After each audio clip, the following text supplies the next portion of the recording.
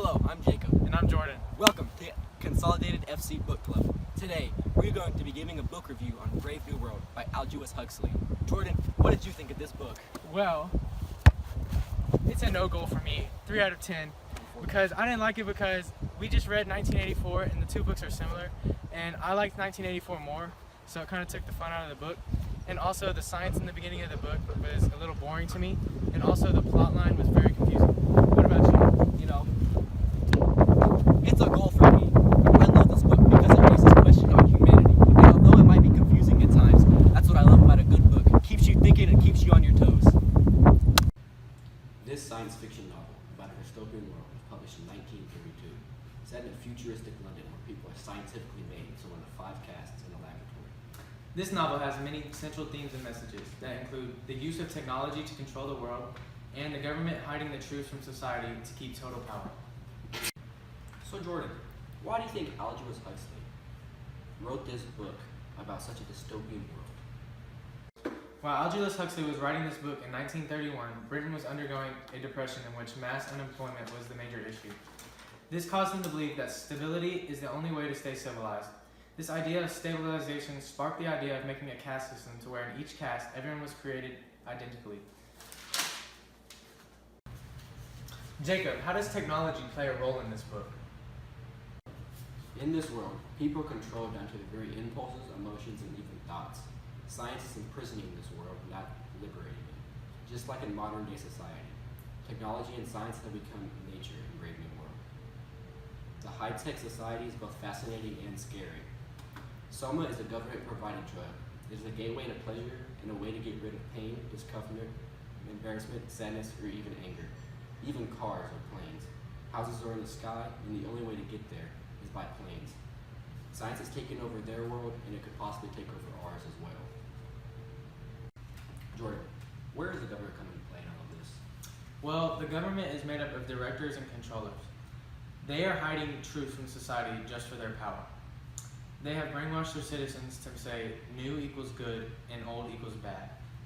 So they got rid of all the history, so the people won't even think about having their own thoughts and just doing what people did back in the day because they want to keep stability in the civilization.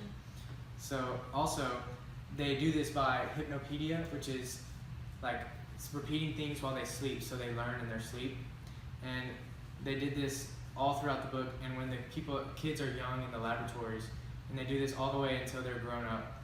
So just so they can know, when they go through their thoughts, they don't have any second thoughts about anything. They just have already learned that old is bad and new is good.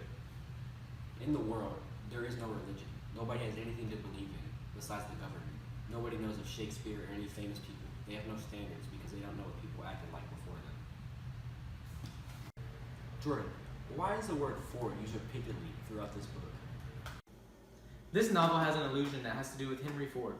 Henry Ford in this novel is acting like the savior, although there are no religions in this book. Every time a person would mean to say the word Lord, they would say Ford for Henry Ford. Henry Ford is famous for creating this assembly line in which the people in the book are created. Also, instead of the cross, the symbol is a T, so like his Model T that he created. And at this time, Henry Ford was one of the top inventors. And also, the years are AF, other than AD, like after death for Christ. Well, AF stands for after Ford, for after Henry Ford. So you were talking about the caste system. What is that like? In the caste system, there are 5 categories: Alpha, Beta, Gamma, Delta, and Epsilon. The Alpha are the leaders, and they're the thinkers. Below that, each one has a specific duty and role to play in the world. Each human is designed to be in a specific role, all created exactly alike physically and mentally. Each caste, even the lowest of them, the Epsilons, are important. Even in our own world, the lowest workers, such as factory workers and fast food workers, are essential to make our world go round. So, Jacob, which character did you relate to or not relate to? In the book, I think I related to Helmholtz a lot. He is much like John, aka the Savage. They both share a passion for intellectual curiosity. They both like high art, but most of all, Helmholtz wants to become a free human. He wants to get away from the caste system and everything to do about it, but he simply can't. Also, he has the good looks. So Jordan, in this book, which character do you think you can connect to? Well, I related to the character John, or the Savage.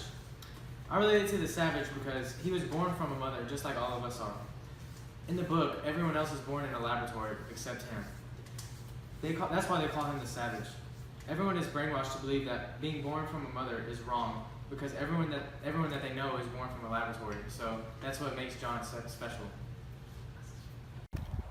Brave New World by Aldous Huxley is an overall good read if you enjoy reading about the future and what could come of the human race. Also, if you like reading about world states taking over with all the power and the civilizations having no power to themselves, then this would be a good read for you. However, this book is very complicated and might be confusing to some people. If you do not like to think about what you're reading and just like to read it for fun, this might not be the book for you. The themes and messages are really hard to get a grip on. Other than that, it's a good read. That's a wrap That's from all. us. Thank you for watching. For Consolidated As always, Press. stay cool.